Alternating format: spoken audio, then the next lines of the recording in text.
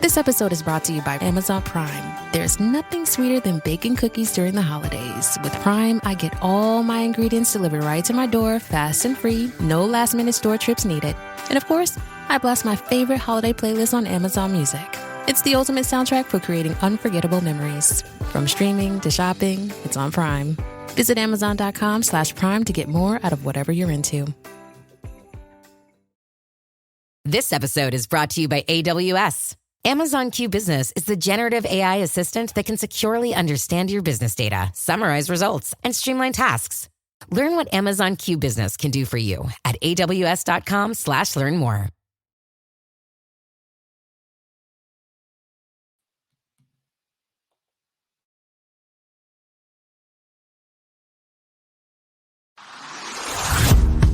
Hey, I'm Amanda from Trifecta Fitness. We're proud to be Clarksville's new Get Fit headquarters. Trifecta Fitness is a state-of-the-art spin and strength training studio. Our spin studio is truly one of a kind in this area, complete with 20 state-of-the-art live fitness bikes and an incredible sound system. Our strength training is done in small groups of 6 or fewer, and all of our strength and spin classes are scalable for every level of experience. Come see us in the heart of Clarksville, just behind MAPCO at the corner of Old Trenton Road and Wilma Rudolph Boulevard. Call us for more info at 931-542-6265 or download our Trifecta Fitness app for a full list of upcoming classes.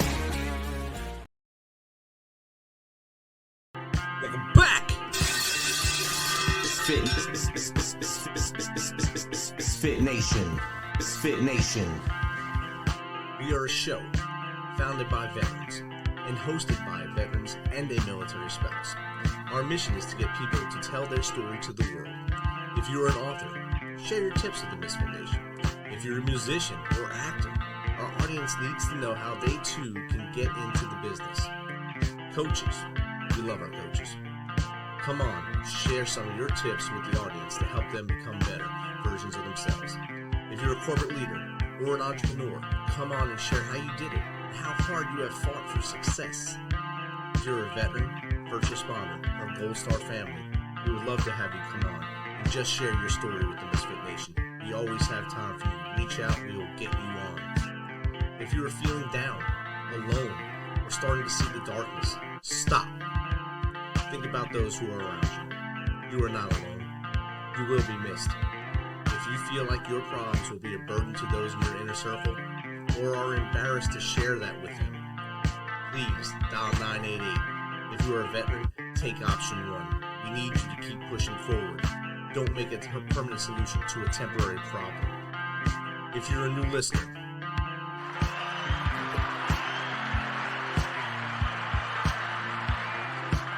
welcome to the Misfit Nation. Be sure to subscribe to the show on your favorite podcast apps and also on our YouTube channel at @the_MisFitNation. That's @the_MisFitNation. Subscribe and click the bell.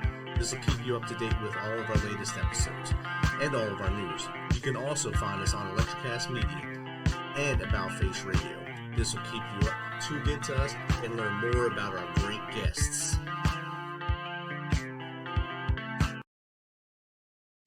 Thank you, Adam Baum, for playing an amazing set tonight. And hand it over to the Misfit Nation. Don't forget your lunchbox and stay safe on your ride home. Our next guest is both an award-winning author of Hired, Cut Your Career Search in Time in Half, and Ignite, Engage, Retain. He is also a global operations supply chain professional with over 25 years experience in global manufacturing in countries such as Thailand, China, Malaysia, the United Kingdom, Germany, and Brazil. The cherry on top of this is he is a U.S. Army veteran who served in the greatest division honor of the 101st Airborne Division during Desert Storm and the Desert Shield. He is a practitioner, not a theorist. He lives and works from what he writes and speaks on, getting extraordinary results in half the time of others. Don't forget to call in. We'll put you on the air at 202-813-9379. So without further ado, let's welcome to the Misfit Nation, George Murray. How are you, George?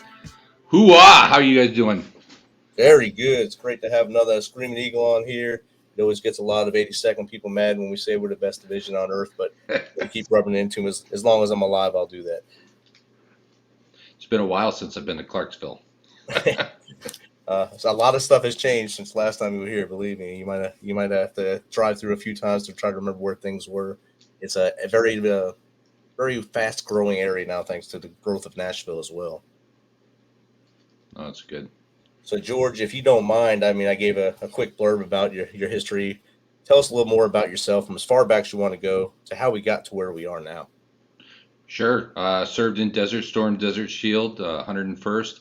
Also over in Germany, 1st to the 15th Infantry, Audie Murphy's homeland there, and been in global supply chain and operations, multi-site operations for probably about 20 of my 25 years history in 4 industries, main in automotive, contract manufacturing, semiconductor, and RFID. It's a wide range of different things that you were involved with there. So you had to have a good knowledge to get that supply chain moving for all that stuff. And you also an award-winning author. You sent me your book, Hired, and it is now a #1 bestseller. You said after a year, thanks to the surge of people needing jobs now. So that's a great thing, great for you, and great that you were able to provide this tool for those out there. And tell the audience a little bit about your other achievement you received today.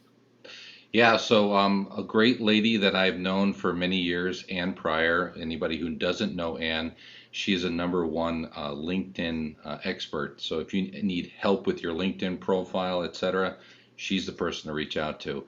She actually nominated me for the 2022 Military Veteran Executives to be recognized. And so very thankful for that. And she's just a great person overall. That's awesome to have people in your life that recognize you. That's why I always call the inner circle. That's the person you want in the inner circle, someone that's cheering you on and pushing you to greatness. And I think that's what she did for you there. And not that you needed the help, but she helped you to, I guess, get to that next level and get you more recognition and maybe help more people with your writing. Yeah. We learned this in the military. It's always there to be helped as well as help, right? If you are higher than the person below you, you need to reach down and lift them up. And I've been very thankful through the years to meet a lot of great folks. Definitely, I believe surrounding yourself with a great team. You may be the leader, but you may not be the smartest person in the room. You may not be the quickest person. You may not be the strongest, and you need that team around you to make you the best you can be, or the best we can be. There's that adage: "There's no I in team, but there's no I in military. There's no I in anything. You have to do it with a team and with a focus of we will get to the finish line." No, I absolutely agree. One of I use a lot of the things that I have learned through my entire career in my writing and job transition, etc., is all kind of been from the military. Just a great place. Who else in the entire globe gets people to volunteer, raise their hand, pull them from all walks of life, all financial aspects, and throws them all together and makes them work together, and more importantly, willing to give their life for something bigger than themselves, right? There's no corporation in the globe that does this than the military. And to your point, as far as team, one of the things I've been saying for at least 20 years in operations is that I would rather have a SEAL Team 6 than a dirty dozen any day, right? The military people are well-rounded and trained in multiple tasks, so that if somebody gets, injured or whatever, we lift that person, we bring them up on our back, and we power through and move forward. Exactly. We all have that next man up or next person up mentality that, say, if I went down, the rest of my platoon, they'd be able to run through the battle anyway and say, "Hey, Sergeant, we did it, and here's a picture of us at the end, so we did it, and you don't have to write us up." Or they do something funny like that, because that's military humor too. So Right. They don't care. They care that you're alive, but they want to get the mission achieved as well and have that success. So that's also something we learned in the military. You got to keep pushing forward and complete the mission, no matter how many people are with you or how many people are left. You got to finish the job. Absolutely. When you started the global supply chain stuff, what was your biggest, I guess, obstacle to get into it, and your biggest feat to get into it and started out there? Well, I think, a lot of people actually grow up saying, I want to do this and I want to do that. I actually fell into my career, got out of the military, right? And had a family friend say, they're looking for some people over here in the automotive industry. And at the time, it was TRW automation that really needed somebody in propellant manufacturing. And I'm like, oh, I got the experience. And so the military prepared me to really fall into operations and learn it. It's a process, right? Like anything else, military is a process. Everything's documented, and that's really where operations and supply chain, especially the last 3 years.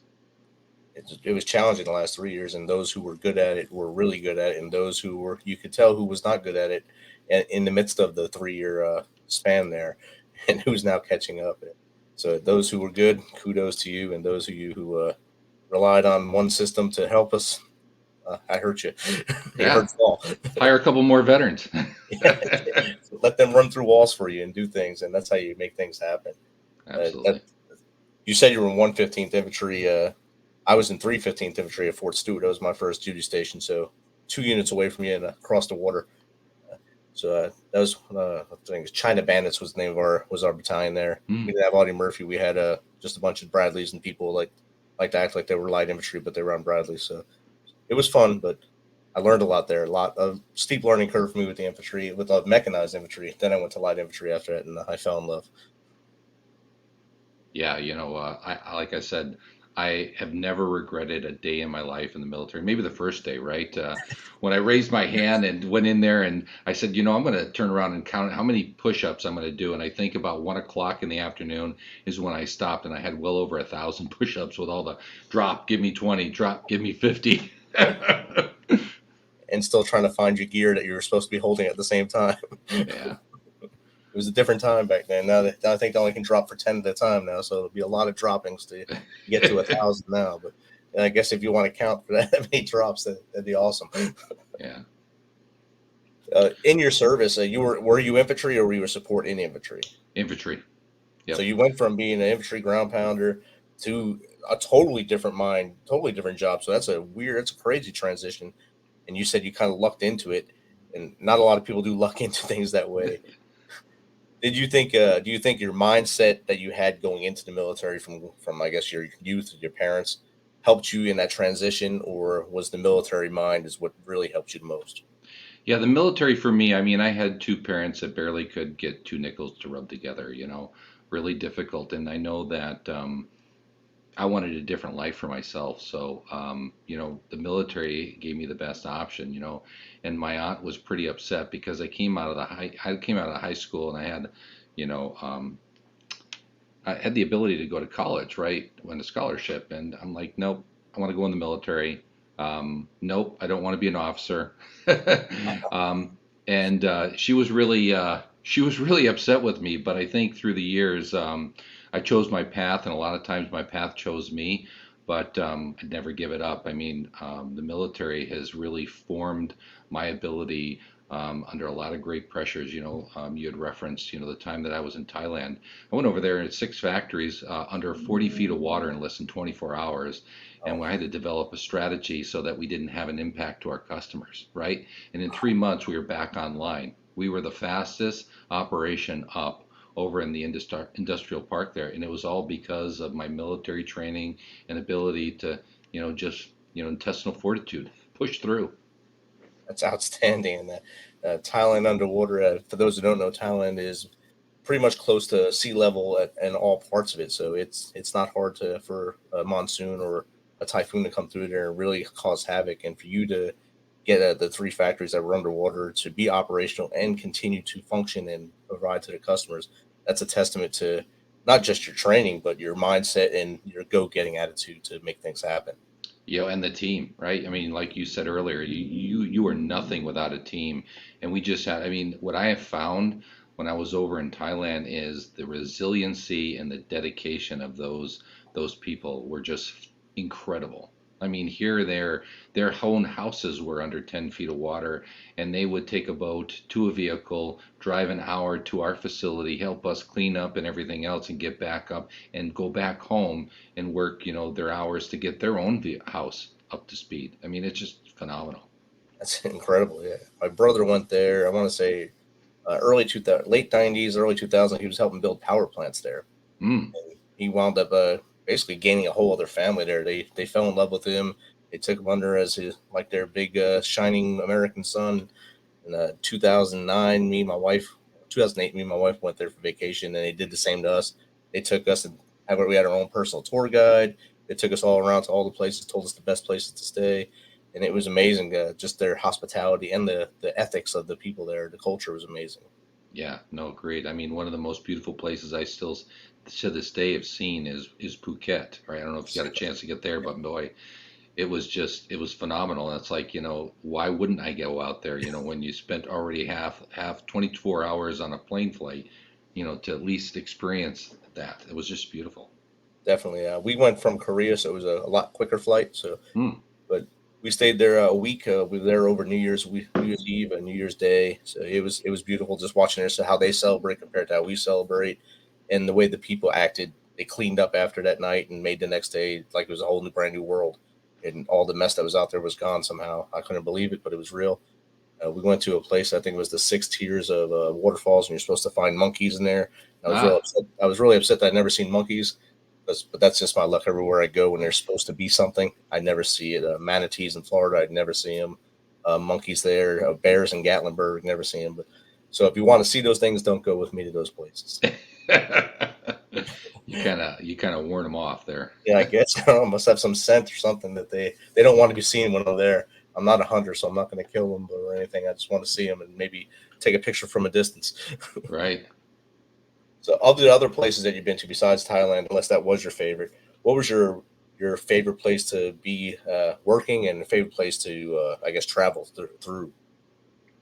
One of the favorite places was that experience. I was working for an RFID company, and the challenges and the continued growth that it experienced in the 4 years that I was there was just incredible. And just opportunities from the CEO. As a matter of fact, the conversation went a little bit something like this. I had just turned around the operations in the U.S., and the CEO in Germany calls me and says, "George, I need to talk to you." And I'm like, well, I figure he isn't going to turn around and fly me all the way to Germany to fire me. He could do that over the phone, right? And so we sit down at lunch. I got in there probably about 10 or 11 o'clock. We went to lunch, and he goes, that there's some challenges, in our Thailand operations. And I said, understood. He goes, I'd like you to turn around and go out and take a look and assess it. And I says, can do that. He goes, and I'd like you also to turn it around. And I'm like, yeah, I'm not sure if that's going to float with the wife. And so the wife just said, good luck. And the rest is history. She said, have at it. That's good. That's right. You know where we'll be. Yes, ma'am. We'll do it and make sure that works out. And you got to go to Germany and then there. So Germany as a soldier, then Germany as a civilian. Was it a big difference for you? Yeah, as a matter of fact, a lot of the sites, I was stationed at Kitzingen, which is just outside of Würzburg, a little small airfield. As a matter of fact, interestingly enough, the Germans used the airfield a lot during World War II. A lot of history there. But I traveled back there. I think it was maybe almost close to 20 years since the time, and it was a ghost town. Every chain link fences and everything up. It was really sombering, because so many troops all the way back from the time that I was back there in '87 through '89, and prior all the way to World War II, there was a lot of activity, and for it to be just totally closed down in a ghost town, it was really kind of sombering. Probably like a ghost town. Yeah, I'm sure. Yeah. My dad was stationed there 50 to 53, I think, or 50 to 52. He was over in Germany. Mm. And he had all these stories of Germany. And then when I finally got there the first time, it was just for 6 hours because my plane broke down. So we just stayed on the base there. It was in Frankfurt. And then the second time I went as a civilian, I went there on a mission to help train. And I got to be there 30 days and got to actually travel and see things. And I went to where he was in Heidelberg. And I thought it was amazing, but he said he was telling me verbatim where places were in Heidelberg. It's like, it's not there anymore. It's not there. It's 2019 now. It's not there. It's got to be that. It was there when I was there. Yeah, it was the 50s. That's right. 60s. No. Yeah, it's definitely, it definitely ages you. That's for sure. I mean, if you're feeling young and spry and you go back, and just like when you go back to your high school and your college, you just never realize, oh, well, that wasn't as what I, kind of remembered. Right. And you see how much young the students are at those schools now compared to when you are now. And you say, wow, I am old now. Yeah, there was a time when I was the youngest plant manager, the youngest operations manager, the youngest chief operating officer, and now I look around the table, I'm like, Well, I'm the old guy. I'm that guy we all laughed at before. That's right. Now they're going on break and laughing at me. Oh man! But you've stayed ahead and you've stayed technologically advanced. You've kept up with the time, so I'm sure that helps out a lot too with your relationships with your teams. Yeah. One of the things that I always love the question, a couple of questions that I think companies really need to drop. It's first is what type of leader are you, right? Um, this day and age, you have to be all leaders, right? Because, a certain situation, you might need to be an autocratic leader, just go in, assess, and make a decision. While other times you have to turn around and be maybe laissez-faire and let the team make the decision for you. But I think, one of the things that the military is taught, and even it goes all the way back to Jesus, is I'm a servant leader, right? My responsibility is to help my team remove roadblocks for them to be more successful. And collectively, we'll be more successful because of it. So that's one of the first questions I always ask, HR folks is when they ask me the question, I say, well, what leader do you need? And they kind of look at me with a cocked head. And I said, well, depending on the situation, a person, a true leader needs to make sure they assess and adjust their leadership accordingly. Exactly. And you got to, not just to the situation, you have to understand each person on your team. Absolutely. Because each person will react differently to different types of leadership. So if you do the same thing to all of them, you're going to lose half your team immediately. And the others will be they'll either quit, they'll go to HR complaining about you, or you'll just have no productivity out of them. So you have to understand people. You got to be a people person and then understand how to deal with all kinds of different situations. Yeah, and that goes into my second book. My second book really was, the last 15 years of what I've seen in leadership, right? I've seen, you've heard a lot of talk in the last 10 to 15 years about lack of employee engagement. I just posted something just a couple of days ago. Is all-time low now. It started to tick a little bit up, and then after COVID, it's back down with all these layoffs and everything else. Like 34% of your employees are actually engaged, right? 18% are working against you. And the fact is that, my new book, Ignite, Engage, Retain, is how do you ignite a workforce as a leader? How do you engage your team, even in the hybrid sense, right? Because again, you have to be all to everyone as a leader. And most importantly, how do you retain talent? These companies that were just 2 months ago complaining about not being able to recruit enough talent and more importantly, retain the talent, basically just flipped a switch and let them all go, right? So that really shows their colors as far as a company. And I can tell you, talking with a lot of folks in the last month, they have really looked and assessed currently where they're at in their career. And they're basically saying, you know what?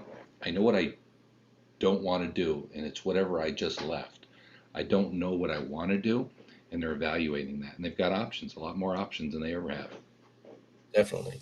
I just thought of another question that people ask on interviews that really got up in my craw when I was going through my transition.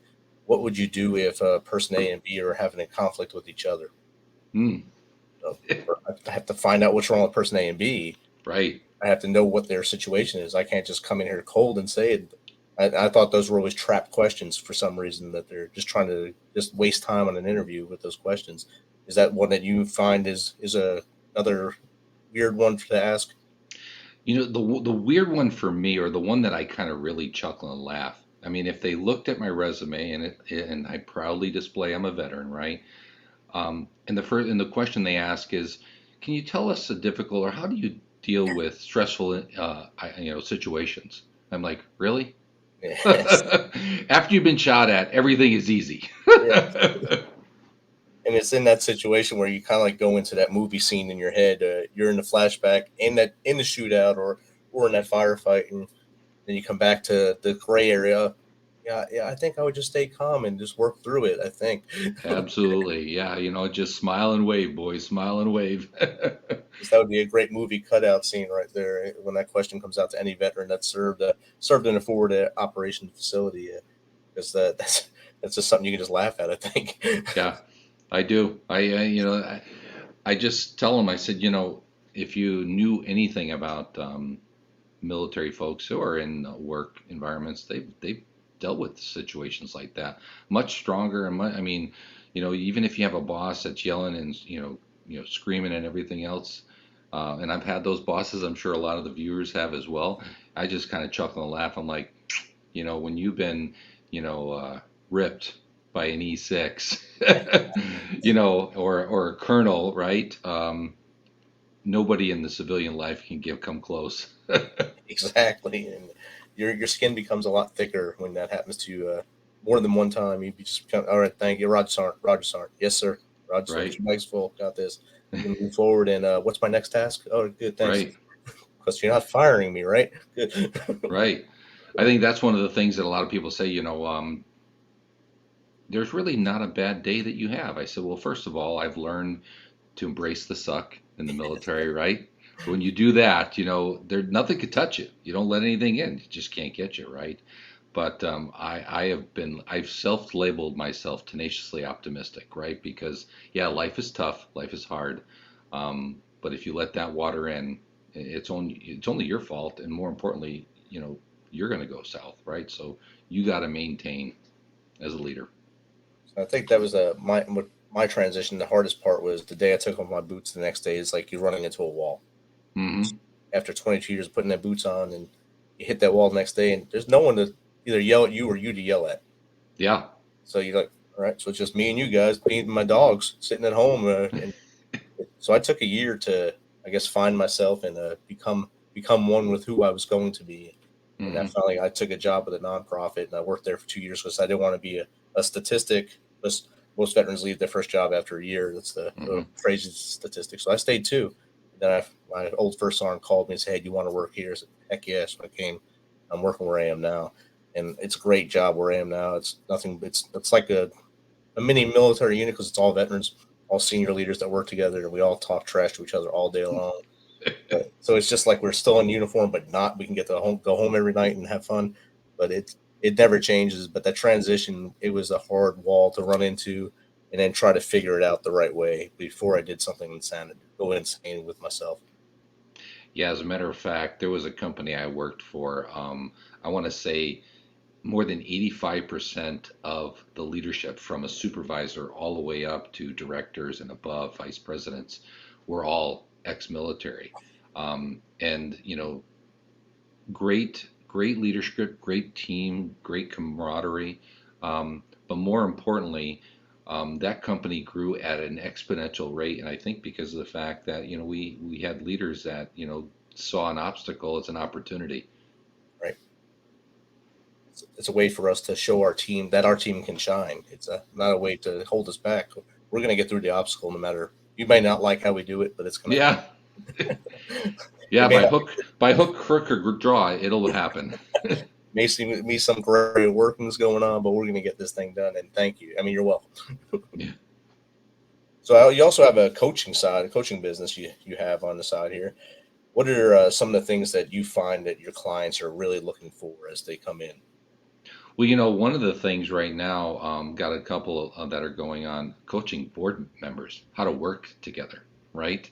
You would think that a lot of executives that are at a board level know how to work together, but this one in particular, they're struggling to maintain focus, easily distracted in the board. The organization's not moving at the pace that they'd like to. And so got to go in there and kind of just say, okay, we got to develop some ground rules, even though that, we're dealing with all NBA stars and so forth. We all need to understand what our role is and what our support is, and having those discussions. And ironically enough, it's not so much the employees that I have the challenge with, it's the leaders, right? Because everybody, wants to lead, right? And I think, as a leader, there are times that you have to lead, and there's other times that you need to follow. And the greatest leaders are the best followers. Lead, follow, and get out of the way. So yeah, exactly. I think we're taught early in our careers that there's the leader, there's the led, and you got to be one or the other at all times. So if you're not in charge, let someone else be in charge and just do it. Yeah. Sit back, relax, and enjoy the ride because they're the ones that are taking all the responsibility. Yeah. So to your point, I think most of them are just, understanding that their cultures are not where they want to be and they need to adjust. I tell people all the time, first and foremost, don't tell people that they're going to change, because no one likes to change. Nobody, right? And change doesn't really sustain over a period of time. But what you can do is you can enhance anything, right? And this is really not throwing the baby out with the bathwater scenario, right? It's going in and assessing and understanding what's working, and then recognizing that all the individuals, and then adjusting the sales to change over a period of time. The only way you're going to be able to truly get people to adjust and enhance the current culture is through time, effort, determination, all those things, and then support, right? Getting them developing different beliefs and different experiences, because we all come up with different beliefs and experiences. This is one of the things the military does really well with, takes every form, every level of financial person, and throws them in the military and just basically says, you're all green, you bleed red, you're a team, move forward. And drive on. That's right. And that's when you hear the diversity talk now, and DEI and all those acronyms that are thrown out there now with the corporate level, and how they try to really throw it in the faces of their employees. I always do that flashback things. For 22 years, I was in the most diverse corporation in the world. Absolutely. There's nothing more diverse than that. When I first came in, there were still pockets of clicks here, you hang out with them, clicks hanging out there. But when you got to work, everyone worked together. You worked together like you were a family. And as the war went on from 2001 on, everyone was just together. There was no more cliques, and it was just insane. It was insane to look from the outside in how close everyone got and how much more diverse we got as my career progressed. Yeah, one of the great speakers, Simon Sinek, does a lot of work in the military, and he commends the military leadership and how the structure is. And that's one of the things I like to try to bring to organizations, right? Is how do we develop that camaraderie? And the fact is even the newest, even the youngest employee has ideas to move the company forward. How do we take that and harness that and move it forward? Right, and camaraderie isn't just going out and having a beer after work. It's working a task together at work and getting that taste of victory together. Like you said, it could be the day 2 employee comes in after they get done with their in-process and first day 2, they're at their desk and they come up with a light bulb, and that's the idea that pushes us forward. Yeah, by rewarding or giving that responsibility or shedding some of your responsibility to that person, you're showing that you trust them already, and you build that whole team mindset and the camaraderie of the team. I had one of my best managers, leaders. He's actually one of my best friends now, post-military. And ironically enough, he'd never been in the military, but there was some conversations where he's like, you know what, George, I know you're in the military, so I'm going to tell you like this. I normally wouldn't tell you like this, but I'm going to tell you like this, because he understood and knew me. But the fact is he was the most charismatic leader. Bob Simpson, I'll tell him out there, is that great guy, huge following. I mean, this guy found out, he was running an organization that was well over 1,500 employees, and he knew everybody's name. He knew their spouse's name. He knew the best, their football teams that they, so that he could poke fun. A lot of times I remember him coming down to us, when we were working in the propellant area, and he would be like, oh, George, the Giants, man, they really just bombed that last weekend, right, man? But he knew, and he just had that way. And he would have been a great leader even in the military. Definitely, that's a great person, that great cheerleader and egger honor that you want to. Yeah, you got to poke the bee's nest. Poke the bear every once in a while to get them going. Yeah, you said the Giants. You mean the New York Football Giants or the San Francisco Giants? Yeah, New York Giants. I'm on New York team. I'm born and raised in Bristol, Connecticut, and all New York, traditional New York teams like the Yankees and the Rangers and the Knicks. Nice. Well, I'm a Giants, Mets, Nets, and Rangers. So. A little sprinkle. I was born in Jersey City, so that's I'm a Nets. Oh, okay. Yeah, so that's why I got the Nets there with me, even though they're in Brooklyn now, but they're still my team. Yeah. So I see another connection between us: the infantry and then the Giants, New York Football Giants. I thought you were going to say poke funny for being a Minnesota fan, but when you said Giants, I was Well, what's funny is that the Minnesota fans are just happy with coming to the game. You gotta be happy when it's that cold out up there and getting to the game and getting into that nice stadium they have now. It's a beautiful stadium there. Yeah, we got 14 inches just in the last 24 hours here. Good God. I think it's 70 here today, 75, 73 here today. So Oh, yeah. I have a lot of don't friends. send it this I way. lived in a lot of warm places, and they say, George, for some guy that's lived in the north and hated the cold, you picked the coldest state to live in. I said, well, it's really about the people here, and it's a great way to grow a great family. I mean, the school systems are really great. People are really great here as well. So I guess, you have to have a little bit of bad with 8 months of snow. So it really hurts hard when, you're a Harley driver and you can only run about 3 months out of the year. Well, you'll keep your Harley forever that way, though. Yeah, I never have to change tires. Definitely. So, George, we talked about almost everything you do now. How does someone get in contact with you to either just chat with you like we are now, or to get advice from you and maybe get some help at their board level or even at their growing level? Yeah, all they got to do is take my name that's up on the screen there, georgecmurray@gmail.com. That's my email.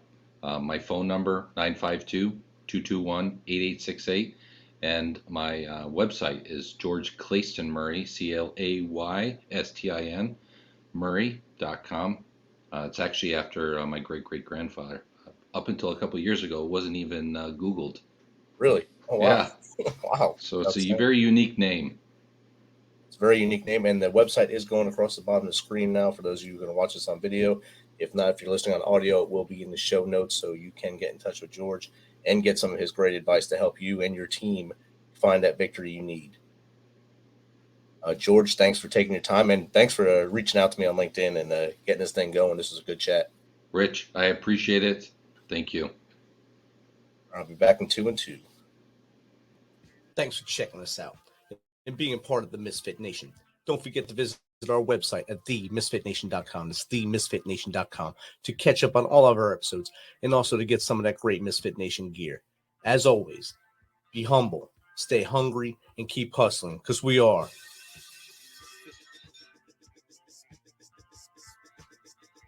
Misfit Nation.